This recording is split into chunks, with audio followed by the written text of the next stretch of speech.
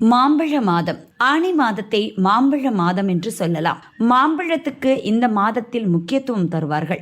சூரியனின் வடக்கு நோக்கிய பயண காலமான உத்தராயணத்தின் கடைசி மாதம் ஆனி. இந்த மாதத்தில் வெப்பம் தணிந்து விவசாயம் செய்வதற்கான சூழ்நிலைகள் ஆரம்பமாகும்.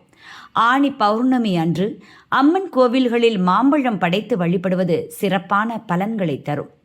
திருச்சி உறையூரில் உள்ள மேற்கூரை இல்லாத திறந்த வெளி கருவறையில் அருள்பாலிக்கும் வெக்காளி அம்மனுக்கு ஆனி பௌர்ணமி அன்று கூடை கூடையாக மாம்பழ அபிஷேகம் நடத்துவார்கள். புதுச்சேரி மாநிலம் காரைக்காலில் இதே நாளில் காரைக்கால் அம்மையார் திருவீதி உலா வருவார்.